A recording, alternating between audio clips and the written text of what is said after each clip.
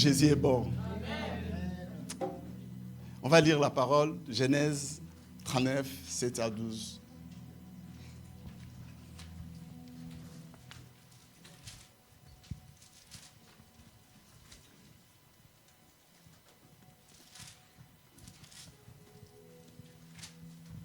Genèse 39, de 7 à 12, nous lisons son nom de Jésus-Christ. Au bout de quelque temps, la femme de son maître le remarque et lui dit, « Couche avec moi. » Joseph refuse et il dit à la femme de son maître, « Depuis que je suis ici, mon maître ne s'occupe plus de rien dans sa maison. Il m'a confié tout ce qu'il possède. Dans cette maison, il n'a pas plus de pouvoir que moi. Il ne m'a rien interdit sauf de te toucher, parce que tu es sa femme. Alors, comment est-ce que je peux faire un acte aussi grave et pécher contre... »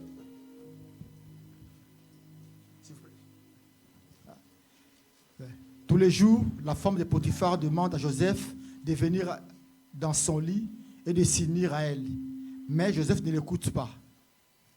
Un jour, il entre dans la maison pour faire son travail.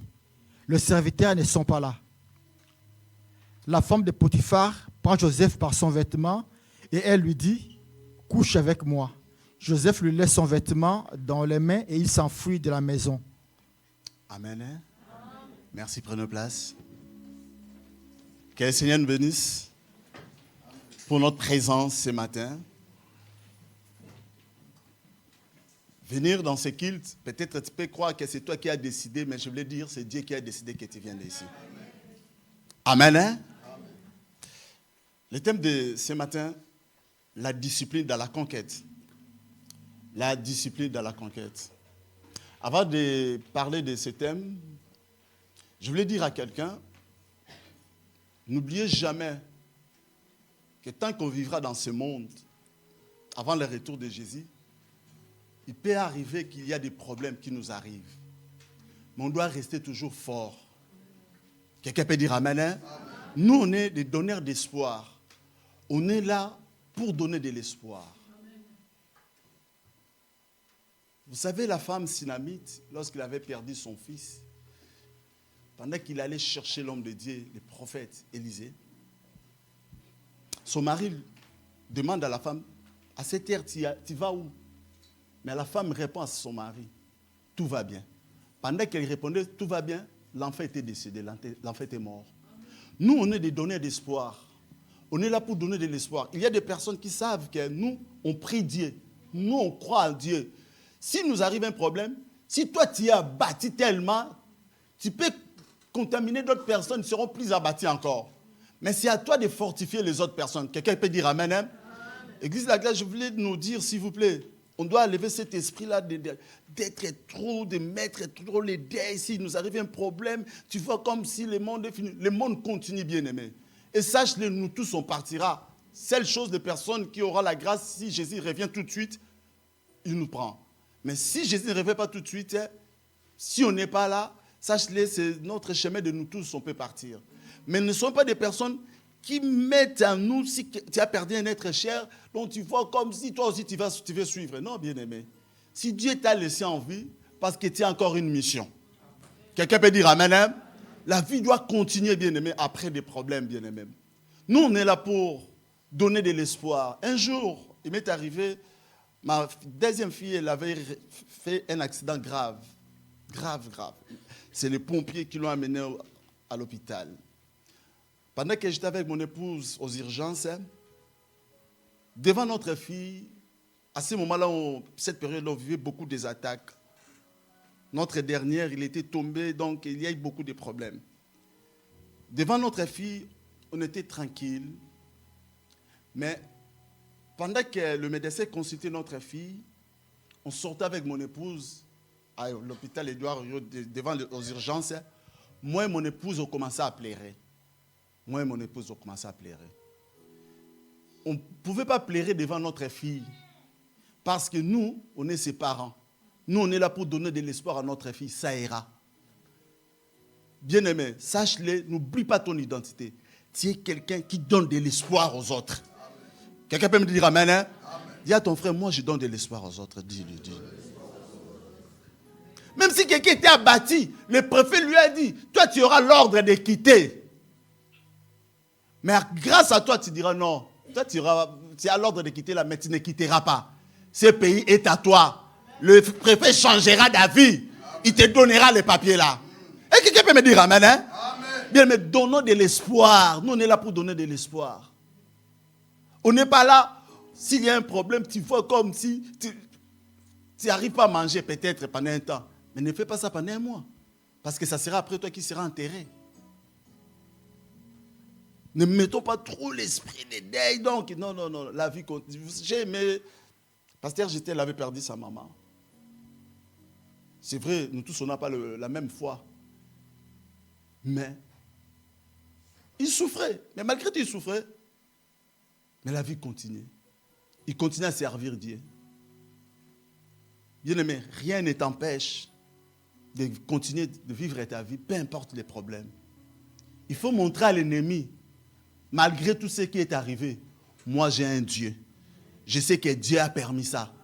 Bien-aimé, toute chose qui nous arrive, c'est Dieu qui le permet. Moi, j'avais perdu mon grand frère, deuxième de la famille. Pendant que son corps était encore dans la mort, je venais servir Dieu. Parce que si je reste à la maison, si Dieu m'avait dit, si tu restes à la maison, il sera ressuscité, là, je pourrais rester à la maison.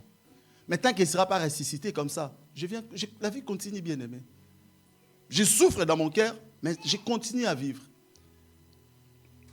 Ce matin, le Seigneur a voulu te dire que tu es donneur d'espoir.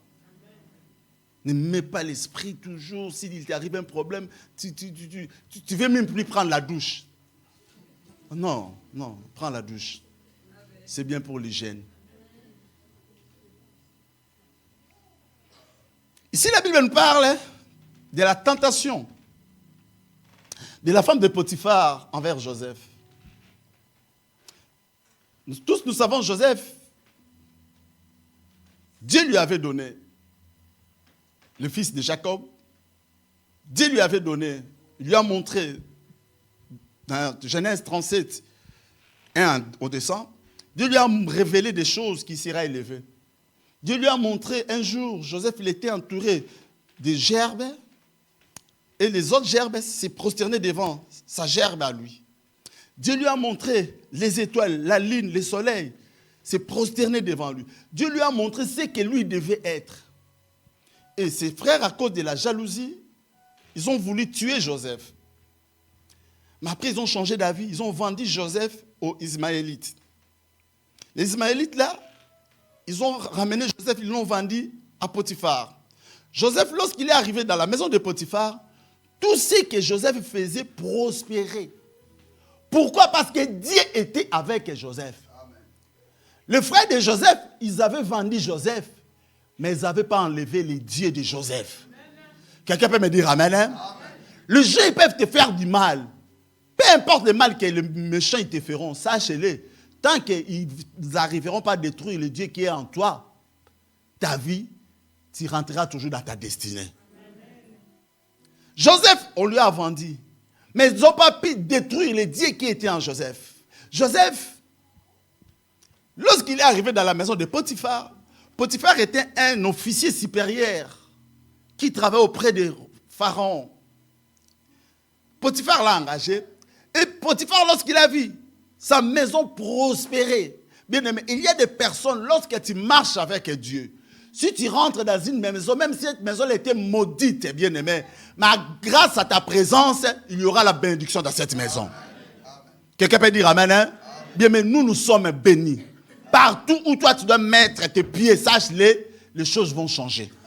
S'il y avait l'esprit de mort, ça sera maintenant l'esprit de vie qui va habiter là-bas. S'il y avait des choses qui ne marchaient pas, grâce à toi, bien aimé, il y aura des choses qui marcheront au nom de Jésus.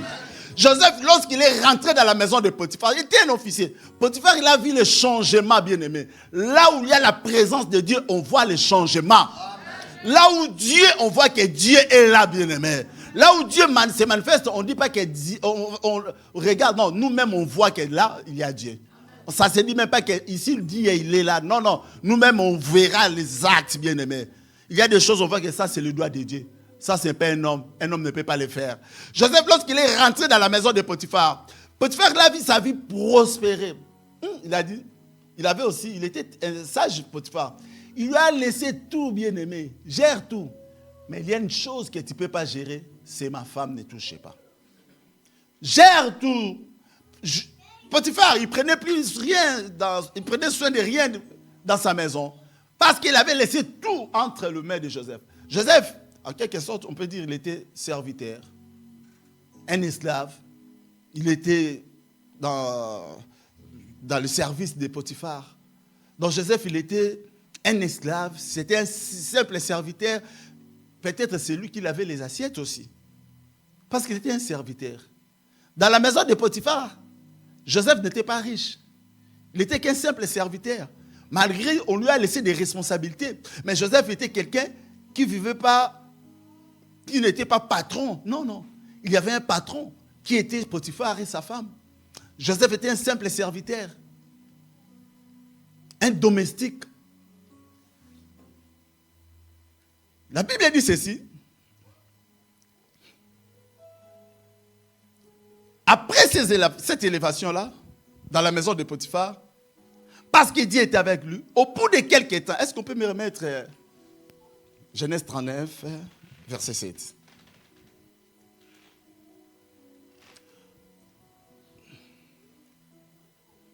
C'est ça. Au bout de quelques temps, la femme de son maître les remarque et lui dit, couche. Au bout de quelques temps, elle a remarqué quoi? Si on regarde au verset 6, il a remarqué la beauté, la taille de Joseph. Joseph il était là. Est-ce que tu auras la possibilité de mettre 6? Potiphar laisse tout ce qu'il possède entre les mains de Joseph. Il ne s'occupe plus de rien, sauf de la nourriture qu'il mange. On ne lui donnait pas à manger, hein. On lui préparait peut-être, et c'est lui-même qui mangeait. Joseph est beau et son visage était agréable. Dans d'autres versions, on dit Joseph était beau et il avait beau détail. Donc, il y a des personnes, vous savez si la Bible a dit quelqu'un est beau de visage, beau détail, cela veut dire vraiment il était beau en fait. Dieu a pris les soins vraiment de faire bien Joseph en fait. Joseph était un homme beau, beau détail, beau de figure. Maintenant, le problème c'est quoi? Verset 7. La femme là, pendant tout le temps, elle vivait avec Joseph. Joseph travaillait dans sa maison. Elle ne constatait pas ça. Elle ne constatait pas que Joseph était beau.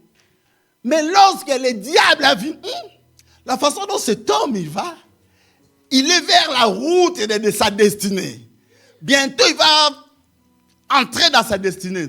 Non, je vais le faire tomber. Il décide d'ouvrir, d'enlever les écailles qui étaient dans les yeux de la femme.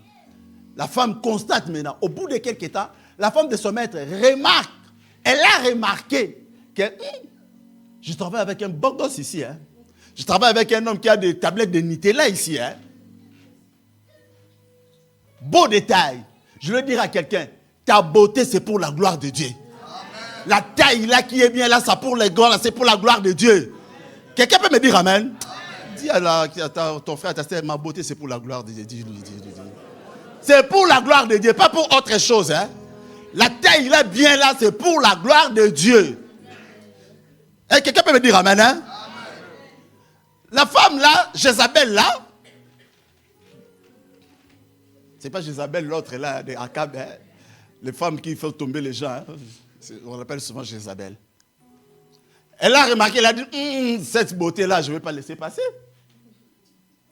Elle a remarqué, parce que le diable avait ouvert les yeux. Il dit non, couche avec moi.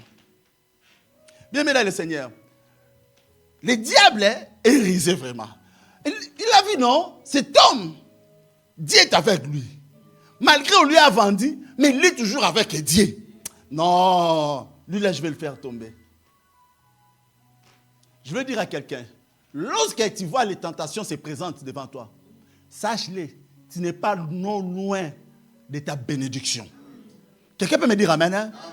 Lorsque tu vois les tentations se présentent dans ta vie, sache-le, tu es proche d'entrer dans ta destinée. Tu es proche d'entrer dans les promesses de Dieu.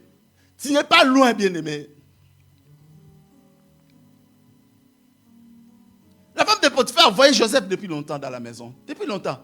Mais elle n'avait pas constaté la beauté de Joseph. L'objectif final des diables, c'était quoi? D'empêcher Joseph d'entrer dans sa destinée. À chaque fois, comme j'ai dit, il y a une tentation. Sachez-le, il y a l'accomplissement de tes promesses qui est proche. Il y a un homme de Dieu un jour me donnait un témoignage. Il y avait un pasteur qui avait une église à Lyon et une autre église entre Grenoble ou Chambéry. Cet homme-là, il est calme, un homme marié. Son église évoluait, son ministère évoluait très bien. Il s'est partagé des fois, il est de l'autre côté, des fois il est à Lyon, il dirigeait bien ce ministère. Ils avaient un projet d'acheter les locales. Les choses marchaient très bien. Ils étaient tout près d'acheter l'air local. Comme les diables n'aiment pas que les gens rentrent dans leur destinée, le diable lui a envoyé Jézabel. Jézabel, elle s'est approchée de cet homme de Dieu pour séduire cet homme. Cet homme, il est tombé dans les péchés. Cet homme a été enregistré. Quelque temps après, Jézabel commence à faire des menaces. Tu m'envoies tant, sinon je publie. Mais si il envoie, oh c'est paix. Il envoie, c'est... Ah, elle a publié. Bien aimé, même les projets d'acheter la salle, tout était tombé dans l'eau. Nous, la grâce aussi, on a le projet d'acheter la salle. Jézabel, au nom de Jésus, loin de moi. Pas dans ma vie. Quelqu'un peut dire amen, hein? Dans son palais tout secret. Donc, la bénédiction de cet homme était proche. Mais le diable a dit, non, vous n'allez pas, vous allez rester locataire. Il envoie Jézabel. Ta beauté, ta richesse doit être pour la gloire de Dieu. Joseph était beau de visage, beau de taille. Un homme, lorsque les gens disent tablette de chocolat, tu regardes la taille, tu dis, ah, ça c'est ma tablette de Nutella. Quelqu'un qui fait les sports. Pas comme nous, on n'arrive pas à faire les sports. Non, quelqu'un qui fait vraiment les sports. Et le visage bien fait.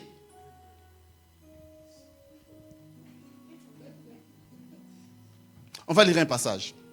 Matthieu 18, 7. La Bible dit quoi? On peut nous lire?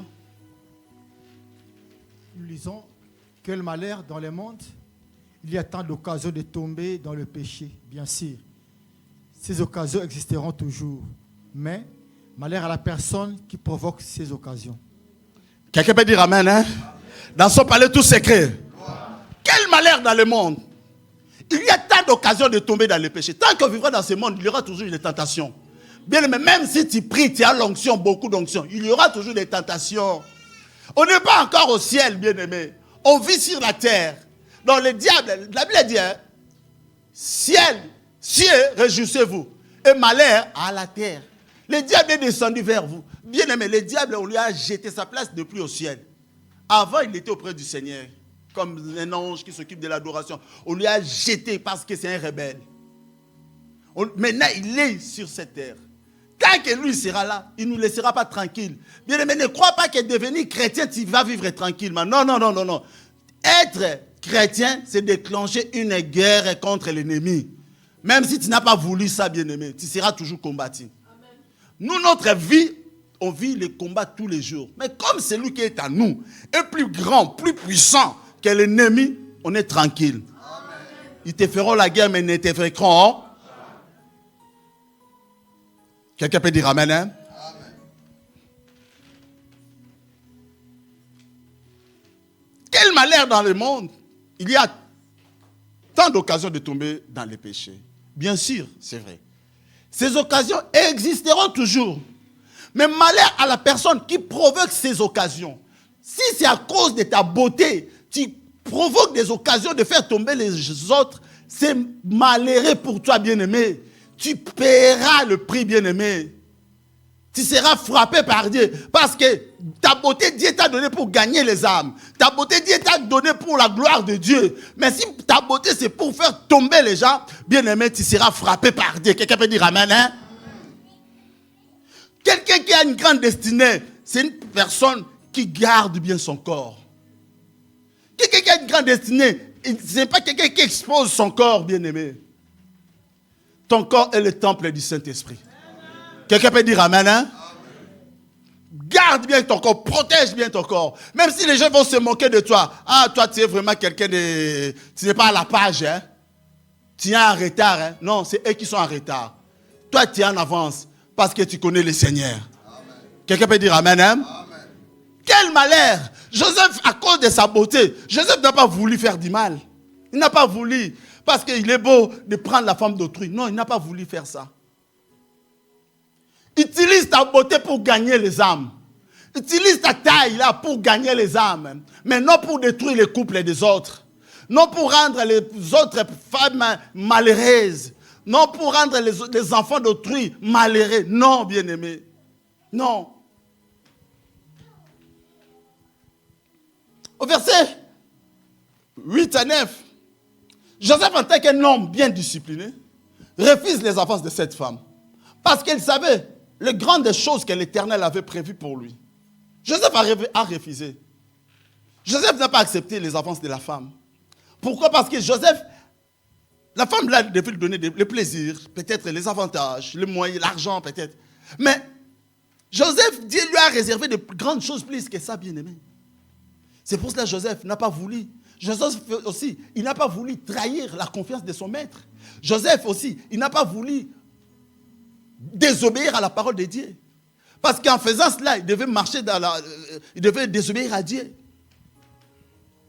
Vous savez, beaucoup de chrétiens oublient les promesses de Dieu face aux petites promesses de l'ennemi.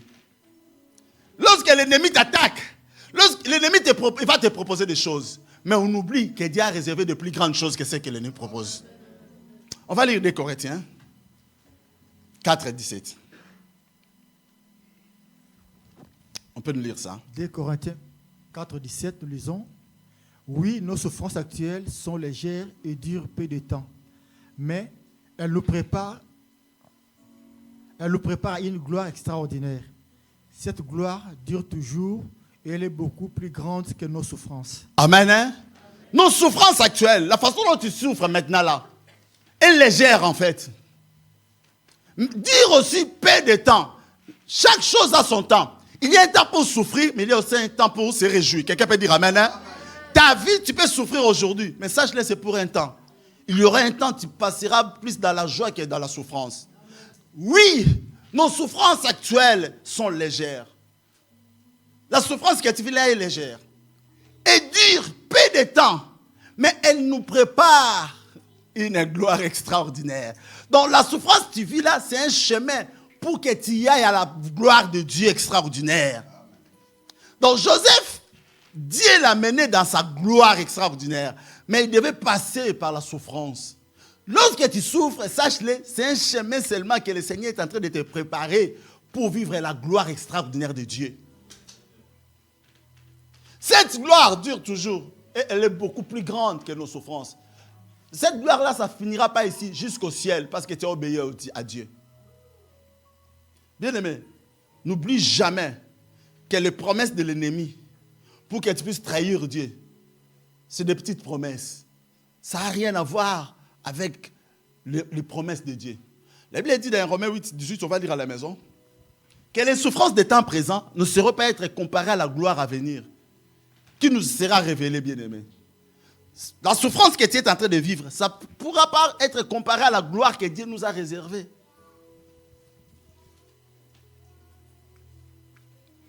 Au verset 10, malgré les tentations répétitives de cette femme envers Joseph, Joseph était resté ferme dans sa décision. La femme l'a insisté tous les jours. La femme de Potiphar demande à Joseph de venir dans son lit et de s'unir à elle. Mais Joseph ne l'écoute pas, donc il refuse. Joseph, il disait non, je ne vais pas. La femme là n'a pas lâché. Hein? Bien-aimé, reste ferme dans ta décision. Quelqu'un peut dire amen, hein? Joseph est resté ferme dans ses décisions de ne pas coucher, de toucher la femme d'autrui. Pourquoi? Pour ne pas détruire sa destinée. On va lire un passage. Proverbe 6, 32. La Bible nous dit quoi? Proverbe 6, 32.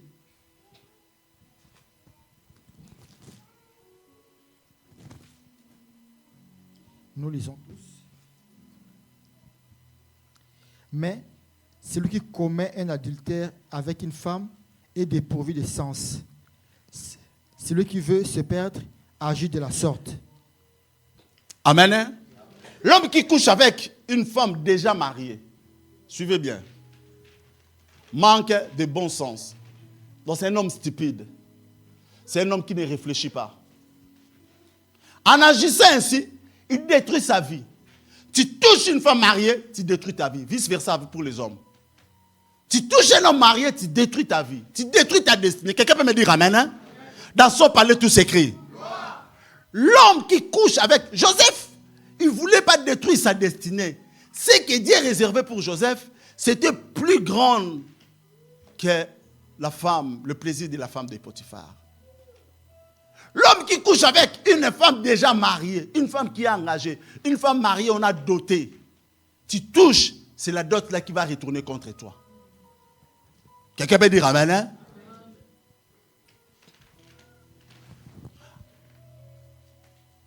Cet homme manque de bon sens. C'est un homme stupide. C'est un homme qui ne réfléchit pas à ce qu'il fait. En agissant ainsi, il détruit sa vie. Joseph n'a pas voulu détruire sa vie. Bien aimé, il faut aimer ta vie. Aime ta vie. Bien aimé, il y a des gens qui aiment leur vie. Hein. Moi, j'aime ma vie. Quelqu'un peut dire amen, hein? Moi, j'aime ma vie. Moi, si on dit il y a le feu là, si tu vas te brûler, je n'irai pas. Parce que j'aime ma vie.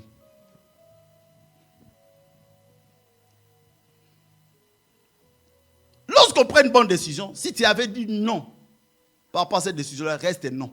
Reste ferme. Joseph n'a pas regardé les avantages qu'il avait après cet acte horrible. Mais il a préféré d'attendre la bénédiction de Dieu. Je vais dire à quelqu'un, attends la bénédiction de l'Éternel. Amen. La bénédiction de l'Éternel, c'est la bénédiction qui nous enrichit. Et l'Éternel ne le fait suivre d'aucun chagrin. Au verset 11 à 12, Joseph vivait avec un grand danger à ses côtés, qui était la femme de son maître. Comme le diable avait un objectif de détruire sa destinée, la femme là n'a pas arrêté. Mais pour Joseph, il est resté. Comme Joseph disait non, mais la femme là voulait toujours. Comme Joseph disait non, la femme là elle voulait toujours. Joseph lui a resté une dernière prise. La dernière prise, c'était de prendre la fuite. Bien aimé, la Bible a dit fouiller quoi? Mais au diable, on doit fouiller les diables. Les diables ont fait quoi? Bien aimé. Cela veut dire que l'impudicité est puissante.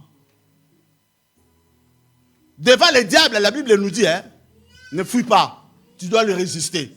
Bien aimé, lis bien par rapport à ces passages. On va lire à la maison, hein, Jacques 4, 7 à la maison. Hein. Lorsque tu résisteras au diable, dans Jacques 4, 7 à la maison, vous allez lire. La Bible a dit, c'est lui-même qui va fuir loin de nous. C'est lui, c'est lui. Lui, il est venu t'attaquer. Tu lui résistes au nom de Jésus. Lui-même, il va fuir loin de toi. C'est lui qui va prendre la fuite. Mais face à l'impudicité, hein, la Bible nous dit hein, de fuir. C'est-à-dire l'impudicité, c'est une arme puissante, bien-aimée, qui détruit des vies, qui détruit des destinées. Quelqu'un peut dire amen, hein? Amen, amen. Amen. Joseph, il restait seulement une dernière option de prendre la fuite. Il a dit non, non, non, je ne reste pas ici. Bien aimé, devant ça, on ne dit pas au nom de Jésus, au nom de Jésus. Parce que lorsque tu dis au nom de Jésus, tu vas voir, c'est comme un aimant. Tu dis au nom de Jésus, mais tu reviens. Au nom de Jésus, tu viens. Jusqu'à ce que Seigneur, pardonne-moi. Là-bas, on dit pas, on dit au nom de Jésus, le dos comme ça. Usain Bolt. Amen. La discipline dans la conquête. Je vais définir la discipline. Discipline, c'est une règle de conduite que l'on s'impose. Dans ces lignes de conduite, ces règles de conduite que l'on s'oppose. Donc toi-même, tu t'es imposé, tu as dit, moi dans ma vie, je ne ferai pas ça. Ça, je le ferai. Mais ces règles de conduite là, tu vas l'imposer par rapport qu'elles soient conformes à la parole de Dieu. Donc lorsqu'on parle, quelqu'un qui est discipliné, vous savez, quelqu'un qui est discipliné, des fois, c'est quelqu'un qui est incompris par les gens. Il y a des gens qui peuvent voir, lui, il est orgueilleux. Hein? Non, il y a des gens qui n'est pas orgueilleux, mais il est discipliné. Quelqu'un peut dire amen. Hein? Mais toi, si tu veux faire plaisir aux gens, tu diras, ah, je ne veux pas qu'on me traite d'orgueilleux. Bien aimé, je voulais dire à quelqu'un, même si les gens te traitent d'orgueilleux, tant que toi tu sais que tu n'es pas comme ça, pourquoi ça va te déranger? Laissez-les dire ce qu'ils ont envie de dire. Mais toi tu sais qui tu es par la grâce de Dieu. J'aimerais que tu dises à quelqu'un, tu sais ce que tu es par la grâce de Dieu. Dis-lui, dis. Répète, je sais que je suis par la grâce de Dieu. Répète. Laissez-les dire ce qu'ils ont envie de dire, c'est leur problème. Mais toi, tu sais qui tu es, bien-aimé. Amen, amen. Hein? Les gens peuvent te traiter de tout, mais toi, tu sais que tu es exceptionnel devant Dieu. Tu sais que tu es le choix de Dieu. Dieu t'a choisi. Tu es quelqu'un que Dieu aime beaucoup. Et ils peuvent dire ce qu'ils ont envie de dire. Bien-aimé, ils peuvent te traiter d'orgueilleux, d'orgueilleuse. Mais toi, tu sais que tu es humble. Tant que toi, tu sais que tu es humble, ne les calcule pas, ça rentre à droite, ça sort. Amen. Hein? Ne fais pas attention aux méchants. Et ils sont là seulement pour nous décourager, pour nous rabaisser. Il y a déjà leur spécialité, c'est rabaisser les autres. Même si tu es bien habillé, tu es tout bête là. Avec les cheveux forts comme ça. C'est où ton problème, bien-aimé? La personne se voit belle. De quoi tu te mêles? Les méchants sont comme ça. Ils veulent te mettre la doute en fait en toi, quoi. Pour que tu te vois, ah Seigneur. Non, tu es exceptionnel. Dès comme toi dans ce monde, il n'y en a pas. Tu es exceptionnel. Dis encore à quelqu'un, je suis exceptionnel. Dis-lui, dis-lui. Hey. Dès comme toi, il n'y en a pas, bien-aimé. Amen, amen. Règles de conduite, l'on se pose. Sois fier de ta vie, bien-aimé. Sois fier de qui tu es, bien-aimé. Laissez-les dire ce qu'ils ont envie de dire, bien-aimé. Ça ne changera pas ta vie. Ta destinée est entre les mains du Seigneur Jésus. Vous savez, Joseph connaissait qu'il avait les promesses de Dieu. C'est pour cela qu'il a mis des règles dans sa vie. Pour ne pas gâcher sa destinée. À cause du plaisir de ce monde. Le monde et ses convoitises passent, bien-aimés. Joseph ne voulait pas détruire sa relation avec Dieu. Je voulais parler de quelques caractéristiques qu'on peut trouver chez quelqu'un qui est discipliné. Première chose, première caractéristique. Il se fixe des règles de conduite dans sa vie. Quelqu'un qui est discipliné, il se fixe des règles de conduite dans sa vie en fait. Bien aimé, ta vie, tu ne peux pas marcher comme ça, comme un aveugle. Tu dois fixer des règles de conduite. Toi, tu es différent, tu ne peux pas marcher comme tout le monde. Mais les règles de conduite là, ça doit être conforme à la parole de Dieu. Lorsqu'on parle de règles de conduite, cela veut dire quoi? Établir des principes personnels. Toi-même, tu as établi des principes personnels pour guider tes actions de tous les jours. Tes actions quotidiennes. C'est donner des limites. Tu sais que moi, je ne peux pas dépasser ça. Si j'arrive, je dois m'arrêter ici. Parce que si je dépasse la ligne rouge, le Seigneur ne sera pas content. Amen. Quelqu'un peut me dire amen, hein? Amen. C'est suivre des valeurs. Vous savez, il y a des gens, ils ne prient même pas. Mais leurs parents les ont dit, toi, tu ne peux pas consulter les marabouts. Peu importe les choses. Mais il ne prie pas, mais lui, il ne peut pas consulter les marabouts. C'est des principes qu'il a mis dans sa vie parce que les parents lui ont dit. Bien aimés parents, enseignons nos enfants. Et qui ont nos enfants nos valeurs chrétiennes. Il y a des enfants où les parents, ils ont dit aux enfants, comme tu es là, si tu vois les gens, même si tu ne connais pas, tu trouves les gens, dis bonjour. Bien aimé, les parents, ils ont dit, il a grandi, il est resté avec. S'il voit les gens, il dit bonjour. Donc, il est en train d'appliquer seulement les valeurs qu'il a reçues dans sa famille. Genèse 39, 9. On nous remet ça. La Bible dit quoi? Hein? Regarde, il dit ceci. Dans cette maison, il n'a pas pris de pouvoir. Joseph, il parle de son maître Potiphar, qui est moi. Il ne m'a rien interdit. Sauf de te toucher. Donc, Joseph, il avait mis des limites dans sa vie. Il peut tout toucher dans la maison, mais il ne peut pas toucher la femme de son maître. Regarde les règles que Joseph l'a mis. Parce que son maître lui avait dit, tu peux tout toucher dans ma maison, mais ne touche pas ma femme. Ma femme, elle est intouchable, tu ne peux pas. Joseph, il répond à la femme, parce que la femme, elle est venue se laisser. Touche-moi, je suis là. Joseph dit, non, je ne peux pas. Mon maître, dans cette maison, il n'a pas plus de pouvoir que moi. Donc, il m'a tout laissé diriger. Il ne m'a rien interdit. Dans cette maison, il ne m'a rien interdit. Mais sauf, mon maître m'a interdit seulement d'une chose, de te toucher.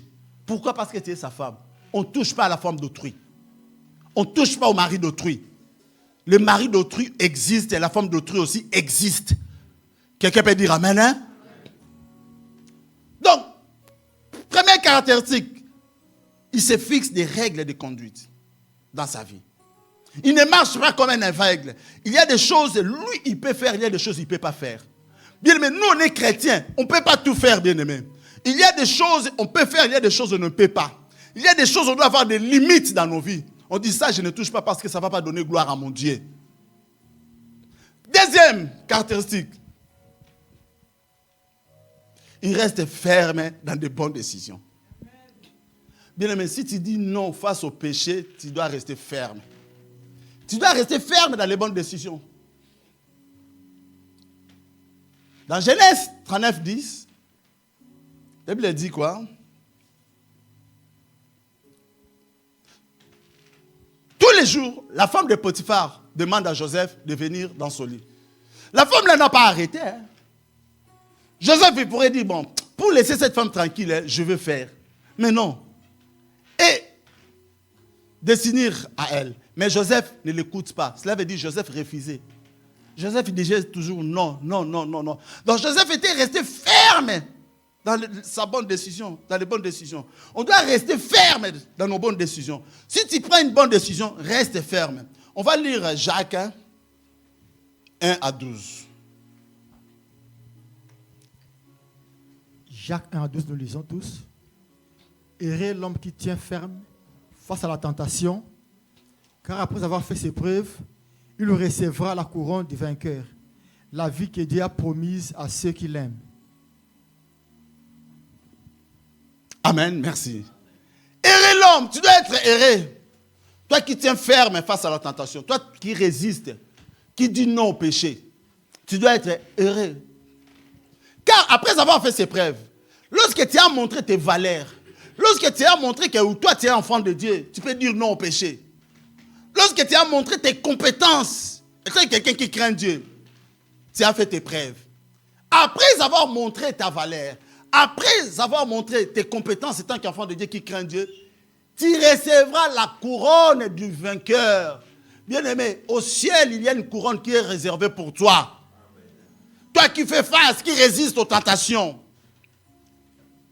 C'est une couronne de vie, la vie que Dieu a promise à ceux qui l'aiment. Quelqu'un bien-aimé qui résiste aux tentations, c'est quelqu'un qui aime Dieu. Bien-aimé, résiste aux tentations parce que tu as des promesses de l'Éternel. Dieu a réservé de grandes choses pour toi. Les tentations, tant qu'on venait de lire, tant qu'il y aura dans ce monde, il y aura des tentations, il y aura des occasions de chute. Mais toi, ne sois pas parmi ces gens-là. Reste ferme. Vous savez, un jour, il y a quelques années passées, beaucoup d'années, j'étais ancien de l'église, au moment des groupes de prière. Il y a une connaissance, elle m'a invité dans une fête. Je suis parti avec un ami à moi. À l'époque, il était vice-berger. Vice-berger comme des pasteurs assistants. À l'époque des groupes de prière. On est arrivé dans la fête. La personne qui a organisé la fête, elle voulait ouvrir la piste avec moi. Il voulait danser qu'avec moi. Moi, je suis un enfant de Dieu. J'ai dit, ah non, moi je ne danserai pas. Non, j'ai dit non. Elle a insisté. Bien aimé, j'ai fait une bêtise. Je vais vous dire c'est quoi la bêtise que j'ai fait. J'ai dit à mon ami, s'il te plaît, ce que tu peux faire, tu peux aller danser. Je demande à un vice-berger d'aller danser les chansons mondaines. Mon ami là, il s'est énervé. Il s'est mis en colère. Mon ami là, c'est le grand frère de Bishop Dodo. Il s'est mis en colère. Il m'a dit, mais comment toi tu refuses les péchés? Bien aimé, vous savez, si mon ami là, il avait fait ça, moi aussi, je devais pécher avec lui. Bien aimé, si tu pousses quelqu'un à commettre les péchés, sache-le, toi aussi tu contribues. Tu auras aussi affaire avec Dieu. Je lui dis, va, il a dit non, je ne ferai pas. Après, j'ai compris, j'ai dit, quelle erreur j'avais fait. Bien-aimé, vous m'obéir à Dieu qu'aux hommes. Aime bien faire plaisir à Dieu qu'aux hommes. Moi, j'ai voulu faire plaisir à la personne qui nous a invités. Or, c'était une erreur grave. Bien-aimé, ne pousse jamais les autres à commettre les péchés. C'est très grave. Parce que toi aussi, tu vas payer le prix si tu fais ça. Un jour, il y a une sœur. Elle est tombée enceinte. Elle est une fille dans la foi. Elle vient me dire, évangéliste, je suis tombée enceinte. Mais avant de tomber enceinte, je lui avais dit, fais très attention. Dieu m'avait parlé, je lui ai dit. Elle n'a pas écouté. Elle s'est laissée être bernée par l'ennemi. Elle est tombée dans les péchés. Elle me dit, je suis enceinte, maintenant je vais faire quoi? Elle me dit, à moi. Mais demain, c'est comme si moi, le père, quoi. Moi, je suis son pasteur. Je suis le pasteur. Lorsqu'on te dit, crains Dieu, tu ne veux pas. Maintenant, lorsque tu tombes enceinte, il me dit, vous savez pourquoi il me demandait ça? Est-ce que vous savez pourquoi? Elle voulait savoir, hein, je lui dis s'il va avorter ou pas. Moi, tu attends à avorter, bien aimé. Je serai grand-père spirituel. Tu y accoucheras. Elle me dit, hein, je vais faire. Elle me dit, c'est moi, c'est comme moi le père, que c'est moi qui l'ai mis. Attention. Lorsqu'elle dit ça devant ma femme ne va pas dire quoi? Oh là là. Craignons Dieu impéro. Dans son palais tout secret. Amen. Hein? Lorsqu'on dit craignez Dieu. Maintenant, lorsque ça ne marche pas, pasteur, je vais faire quoi? Je ne suis pas médecin déjà. Moi, tu fais quoi? Je vais prier, Seigneur, garde la grossesse là. L'enfant grossit bien. Qu'il sorte avec 5 kilos, 4 kilos quelques. Qu'il soit un ministre et serviteur de Dieu. Tu fais quoi? Je te dis, va avorter. Et puis le Seigneur va me demander, tiens, peut-être lui sera le pasteur qui va diriger des églises à Lyon ici. Non. Bien aimé, je voulais dire à quelqu'un, ne participe pas au péché des autres personnes. Ne pousse pas les autres à commettre les péchés. Dans son palais tout secret. J'ai fait cette erreur-là de dire à mon ami, tu peux aller danser. Ah! Toi, tu ne veux pas pécher, mais tu envoies les autres personnes à pécher. Non. Si toi, tu ne veux pas pécher, dis aussi aux autres, toi, ne fais pas. Amen, hein? Moi, j'ai commis des erreurs dans mon parcours ministériel. Mais c'est des choses où j'ai fait repli. On va dans une fête avec Pasteur Justin. On met les chansons mondaines. On dit, Pasteur, viens. Je dis, non, Pasteur Justin, tu peux faire ça. Même c'est un homme qui m'obéit, il dira, non, là, c'est le jour là, il va partir avec moi, il sera plus avec moi. Parce qu'il dira non, de fort. Non! Il prendra même le micro. Donnez-moi le micro, mon pasteur me demande ça. Non! Jusqu'à la fin. Non. Avec le pasteur Justin, il me dira non. Il me répondait avec le micro. Bien aimé, je voulais dire à quelqu'un, tu as le droit de dire non face au péché. Quelqu'un peut dire amen, hein? Il ne faut pas dire oui. Non. Un jour, j'écoutais un témoignage. Une personne qui est mariée, mais quelqu'un dérange la personne mariée. Il demande conseil à une personne. L'autre dit à une autre sœur, sa copine. Sa copine lui dit, ça ne fait rien. Même si tu manges l'argent, bien aimé. La personne qu'on n'aime pas ne mange pas son argent. Et puis toi, tu es marié. Comment tu peux manger l'argent d'autrui, bien aimé? On donne l'accès au diable pour rien, bien aimé.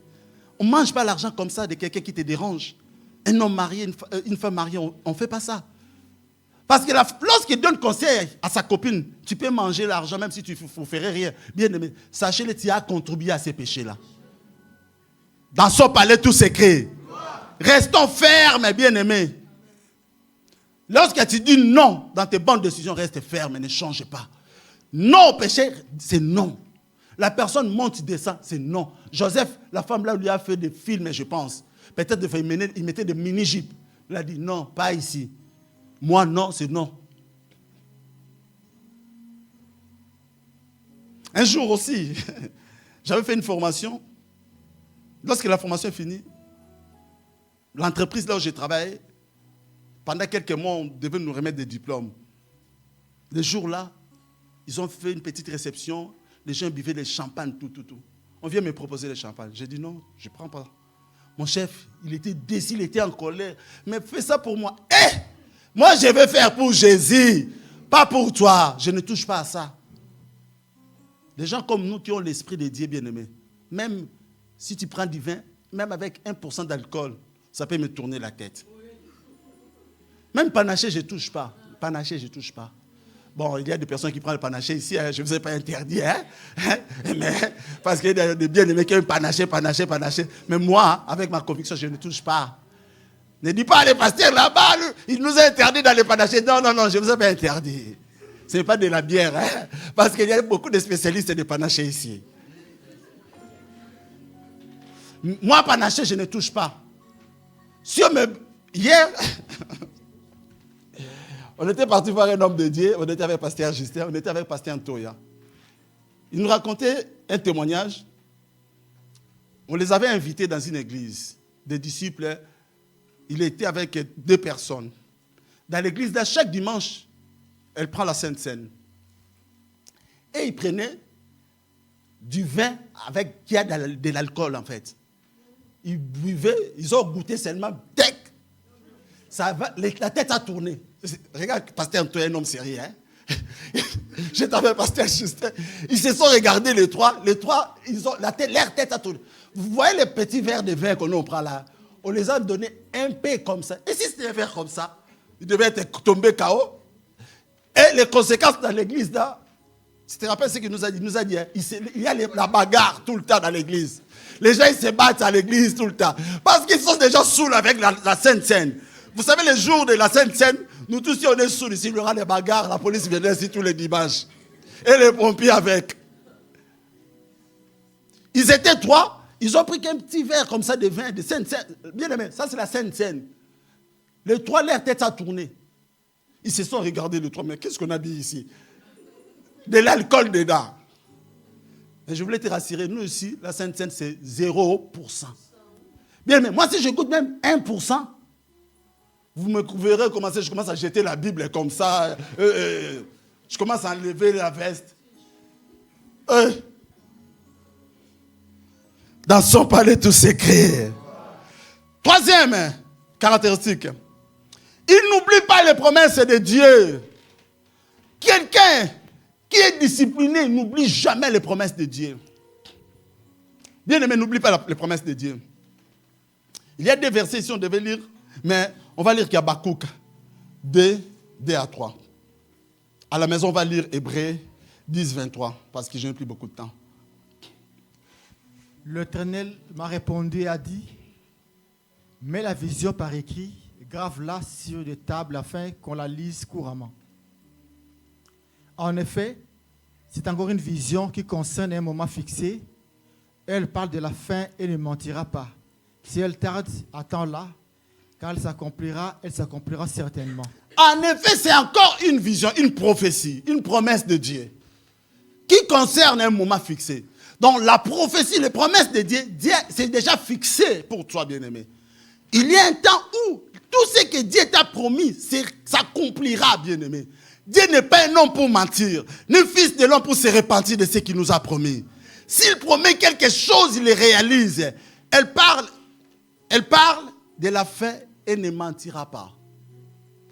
Les promesses de Dieu qui concernent un moment fixé, elle parle de la fin et ne mentira pas. Si elle tarde, si les promesses là, ça tarde un peu, attends-la. Car elle s'accomplira certainement. Bien-aimé, sachez-le, n'oublie jamais. Quelqu'un qui est discipliné, n'oublie pas les promesses de Dieu.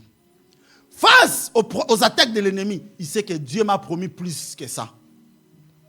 Dieu, capable de faire tout ce qu'il dit, il fera, il accomplira tout. Gardez ta foi, il ne t'abandonnera pas. Dieu est capable de faire, Dieu.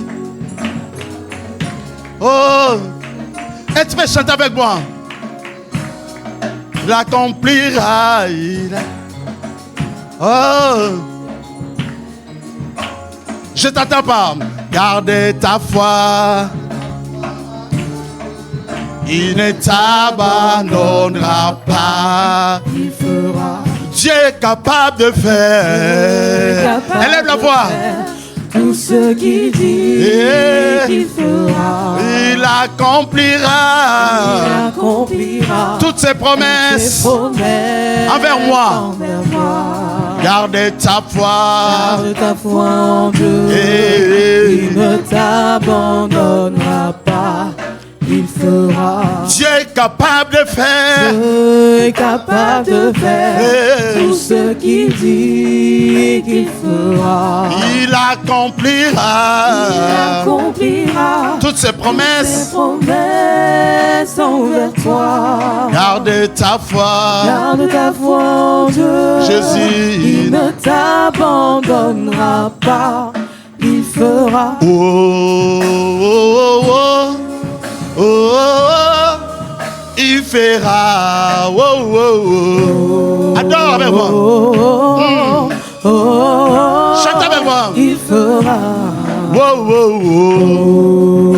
Oh, oh, oh. Il fera. Oh, oh, oh.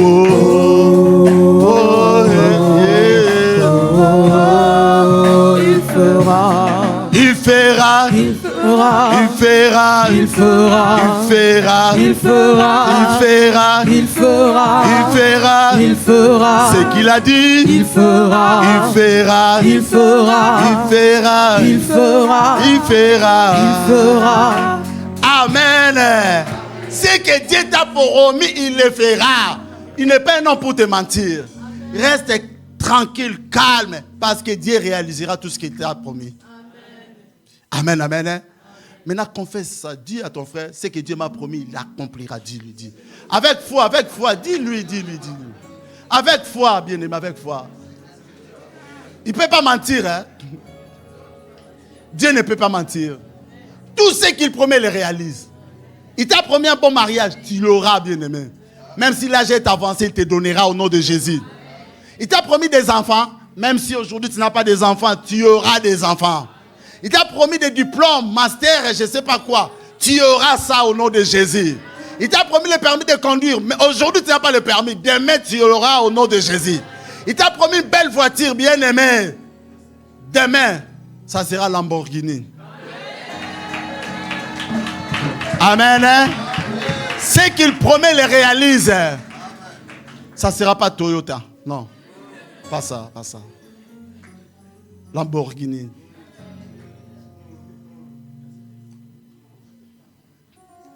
Amen. Hein? N'oublie jamais les promesses de Dieu pour toi. Dieu promet des choses. Tout ce qu'il promet, il réalise. Il a les capacités de le faire, bien-aimé. Moi, je peux promettre, mais je ne réaliserai pas. J'ai promis, et moi, je suis champion en promesse. Hein. Mais des fois, tu as envie de réaliser, mais tu n'y arrives pas. Ah, ton maître, pourquoi j'ai promis? Il y a des gens qui ne savent pas dire non. Ah là là, la honte, c'est là aussi. Hein. Ça nous crée des problèmes des fois. Hein. Vous savez, il y a des gens dans la vie qui ne savent pas dire non. Ils disent oui, oui, je ferai, oui, je ferai, je ferai. Mais avec quel argent? Oui, là. L'argent de la foi. En plus, moi, je suis millionnaire en foi. Millionnaire en foi. Et va dans les comptes. Tu dis, oh, secours, Seigneur, viens aider ton serviteur, pardon. Quatrième point. Il accepte de perdre pour la gloire de Dieu. Bien-aimé, arrivé à un niveau où on accepte de perdre pour la gloire de Dieu. Moi, je connais une personne, elle a accepté d'abandonner, être la deuxième femme d'une personne qui a beaucoup d'argent, mais pour la gloire de Dieu. Bien-aimé, acceptons de perdre. Quelqu'un qui est discipliné, il accepte de perdre pour la gloire de Dieu. Joseph, il a accepté de perdre, mais pour la gloire de Dieu, il a dit non, moi, non. On va lire Job, Job 22, 24 à 25. Job 22, 24, 25.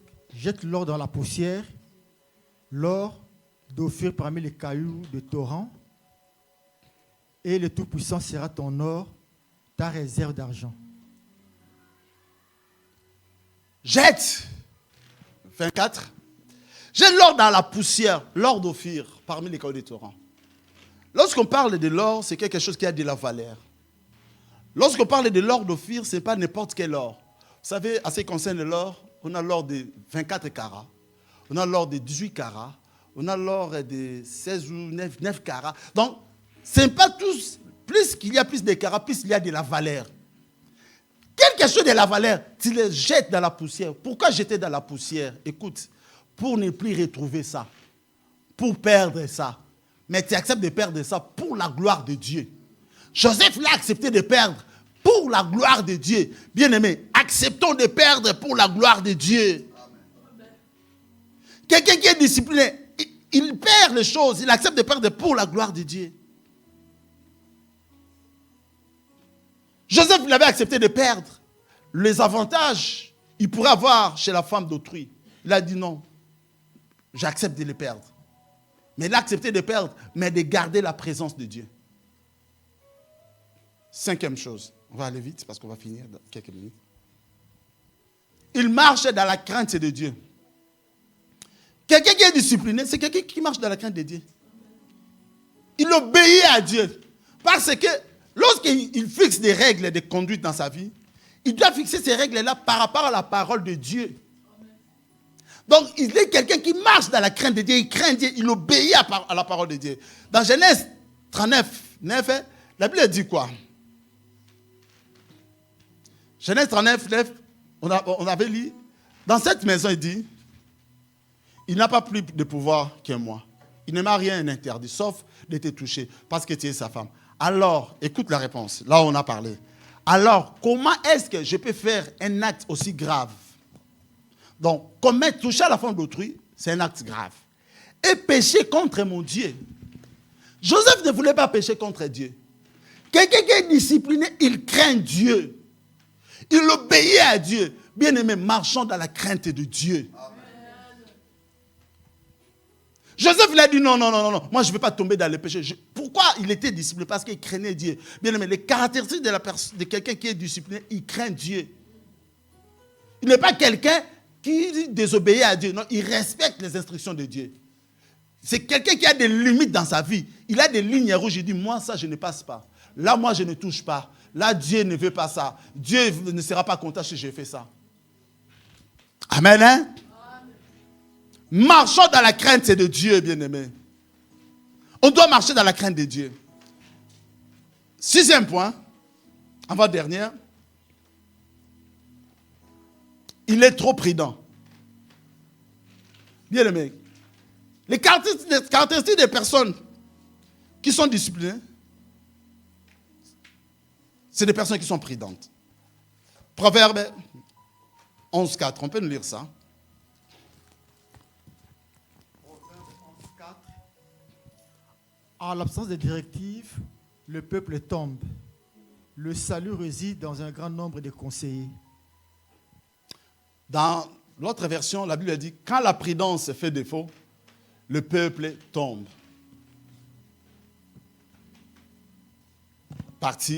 Première partie. Lorsqu'on n'est pas prudent, tu risques de tomber. Lorsque, bien aimé, tu n'es pas prudent, tu vas tomber, tu risques de tomber. Dans la version du second, quand la prudence fait défaut, lorsque tu n'es pas prudent, tu montres l'imprudence dans ta vie. Lorsque tu n'es pas discipliné, tu risques de tomber dans le péché. Joseph était prudent. C'est pour cela, ce jour-là, le jour que la femme de Potiphar, elle a cherché à attraper Joseph pour que Joseph puisse avoir des relations intimes avec. C'était un jour où il n'y avait pas d'autres serviteurs dans la maison. La femme, elle avait choisi qu'il n'y a personne. Joseph, comme c'était son lieu de travail, il ne pourrait pas dire, comme il n'y a personne, je ne rentrerai pas. Il est rentré quand même pour travailler. Mais comme il était prudent, la prudence a fait qu'il a laissé les habits.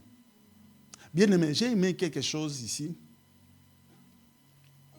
Si tu es innocent, sachez-le, même si quelqu'un a sali ton témoignage, le Seigneur lui-même va laver ça. Amen. Dieu ne considère jamais un innocent comme un coupable, ni un coupable comme un innocent.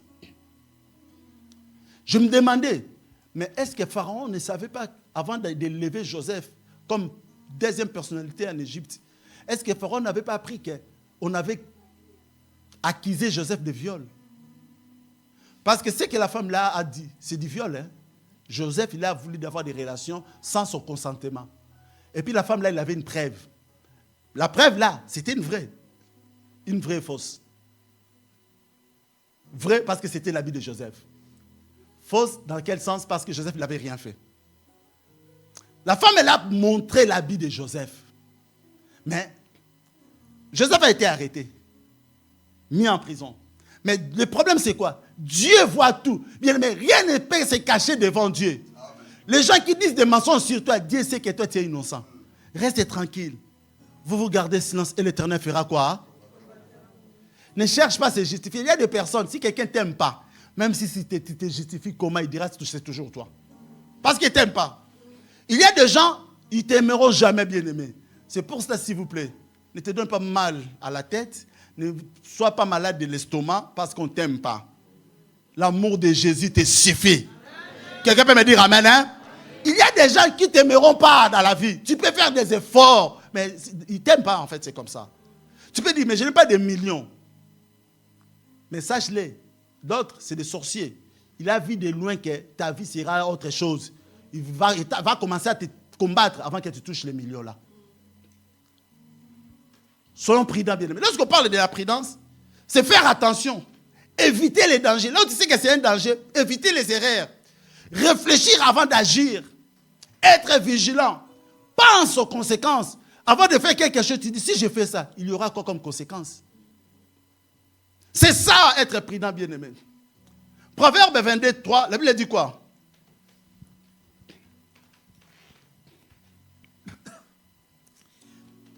L'homme prudent voit le mal et se met à l'abri, mais ceux qui manquent d'expérience vont de l'avant et en subissent les conséquences. L'homme prudent voit le mal et se cache. Quelqu'un qui est prudent, lorsqu'il voit le mal, il va se cacher. Lorsqu'on parle de se cacher, là, c'est prendre la fuite. C'est être loin du mal. Mais les simples, c'est des personnes qui sont imprudentes. Avancent et ils sont punis, subissent les conséquences.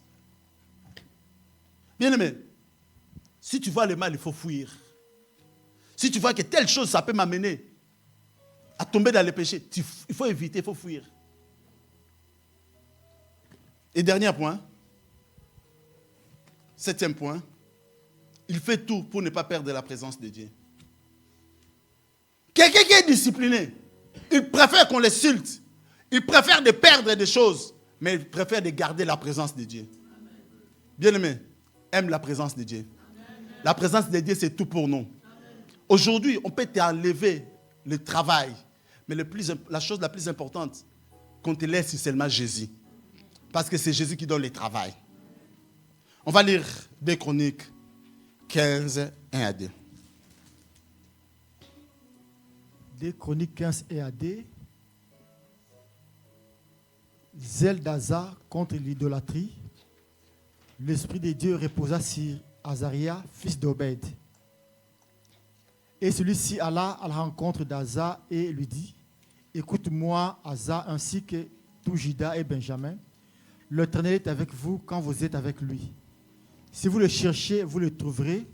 Mais si vous l'abandonnez, il vous abandonnera. Amen. L'Esprit de Dieu fit sur Azaria. Azaria fut un prophète, fils d'Obed. Il était un prophète. Il est parti voir le roi Asa, qui était roi de Juda, en Israël, côté sud. Il dit, écoutez-moi, Asa, et tout Juda. Là, c'est le prophète qui parle de la part de Dieu. Dieu lui a dit de dire ça. Il dit ceci, l'Éternel est avec vous. L'Éternel est avec vous quand vous êtes avec lui. Bien aimé, Dieu est avec. Dieu, c'est quelqu'un. Dieu, c'est un Dieu qui ne nous oblige pas à faire des choses. Si tu veux être avec lui, il sera avec toi. Mais si tu l'abandonnes, ne crois pas que lui, il restera là. Il te laissera tranquille, en fait. La Bible dit, l'Éternel est avec vous quand vous êtes avec lui. Si on est avec Dieu, Dieu aussi est avec nous. Mais si vous les cherchez, vous les trouverez. Mais si vous l'abandonnez, il vous abandonnera aussi. L'Éternel est avec nous quand on est avec Dieu. Si on cherche Dieu, il sera avec nous. Bien aimé, quelqu'un qui est discipliné, il fait tout pour garder la présence de Dieu avec lui. Il fait tout. Joseph, Dieu était avec lui. Il n'a pas voulu perdre la présence de Dieu. Il a voulu garder la présence de Dieu. Et on va lire un dernier verset. On va finir par ici. 1 Corinthiens 9, 27. La Bible dit quoi? Au contraire, je traite durement mon corps et je le discipline de peur d'être moi-même disqualifié après avoir prêché aux autres. Ici, c'est l'apôtre Paul qui parle aux Corinthiens. Il dit ceci, verset 27. Mais je traite durement mon corps. Lorsqu'il parle, il traite durement son corps, cela veut dire quoi? Ce n'est pas dire que mettre des blessures dans son corps, maltraiter son corps, non. Maîtriser ses désirs. Refuser de se laisser dominer par la chair. Quelqu'un qui traite durement son corps, c'est quelqu'un qui maîtrise les désirs de son corps. La Bible dit, l'esprit a des désirs contraires à ceux, le corps a des désirs contraires à ceux de l'esprit. Donc notre corps à nous n'a pas le même désir. Notre corps à nous n'a pas le même désir que le Saint-Esprit. Lorsqu'on dit « je traite durement mon corps », cela veut dire que tu maîtrises le désir de ton corps. Tu refuses de se laisser dominer par la chair. Si la chair te dit « prends la femme d'autrui », toi tu dis « non, moi je ne toucherai pas la femme d'autrui, parce que Dieu ne me permet pas ». Si ton corps te dit « tue une personne pour avoir un poste », tu dis « non, moi je ne vais pas tuer, parce que Dieu ne me permet pas de tuer ». Donc c'est ça, traiter durement son corps. Et je le discipline, mon corps, et je le discipline. Donc je discipline mon corps. Cela veut dire que j'ai l'assujetti. Donc moi, je contrôle mon corps. J'ai l'autorité sur mon corps. Pourquoi? De peur que moi-même, que je sois disqualifié après avoir prêché aux autres. Jésus a dit, plusieurs diront à la fin, « Seigneur, Seigneur, moi j'ai fait ça, moi j'ai prêché. » Jésus dira quoi? Je ne vous disais jamais. Jésus, il aura des réponses, il nous donnera. Il ne dit pas que je ne te connais pas. Quelqu'un qui joue dans tout ce temps-là, tu faisais. Jésus ne voyait même pas ça en fait. Bien aimé, notre objectif, c'est entrer au ciel. Traite durement ton corps. Discipline ton corps. Ton corps te pousse au péché. Dis non, moi je n'irai pas au péché. Amen. Prends l'autorité sur ton corps. Ton corps te pousse à prendre 2 verres de vin. Tu n'as pas l'estomac déjà. Mais 2 verres de vin, tu dis, moi, non, je ne touche pas au vin, moi. Je le prends pour la Sainte Seine, mais 0% condition. Assujettis ton corps. Prends le pouvoir, contrôle, discipline ton corps. Ton corps te pousse à séduire les gens. Tu dis, non. Ce corps-là, c'est le temple du Saint-Esprit. Je suis quelqu'un de grande destinée. Je ne peux pas exposer mon corps comme ça. Je ne peux pas m'habiller comme quelqu'un qui ne sait pas ce qu'il veut, bien aimé. Je dois m'habiller décemment, correctement. Parce que je suis quelqu'un de grande destinée. Bien aimé, nous, on est enfants de Dieu. On ne peut pas s'habiller comme tout le monde. On ne peut pas s'habiller comme les païens. Nous, on doit s'habiller comme des vrais chrétiens. Lorsque je parle de s'habiller comme des vrais chrétiens, cela ne veut pas dire que tu prends le djellabab là-bas, tu mets. Non, pas ça. Je ne parle pas de ça. Ça peut être beau, chic, mais tu sais, il y a des parties que d'autres personnes ne ont pas le droit de voir ça. Quelqu'un peut dire amen, hein? Que Dieu bénisse sa parole. Lève-toi, nous allons prier. Saint, ô éternel, Dieu de l'univers, de louange, honneur et gloire.